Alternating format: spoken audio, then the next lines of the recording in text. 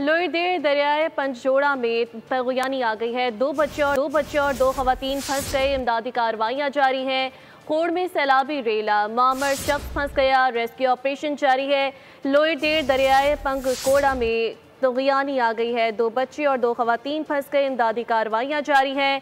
कोड़ में सैलाबी रेला आ गया। मामर शख्स फंस कर रह गया। रेस्क्यू ऑपरेशन जारी है। लोईदेर दरियाए पंजजोड़ा में तगयानी आ गई है। मनाजिर बोल न्यूज़ की स्क्रीन पर आप मुलाहिजा कर सकते हैं। तगयानी के बायस एक मुआमर शख्स दरिया में फंस कर रह गया, जिसे बचाने की कोशिश की जा रही है। दो बच्चे और दो खवातीन भी फंस गए, जिनको बचाने के लिए इमदादी कार्रवाइयाँ की जा रही हैं। कोड़ में सैलाबी रेला से आने से मुआमर शख्स फंस कर रह गया। रेस्क्यू ऑपरेशन जारी है ताकि उसे बचा लिया जाए।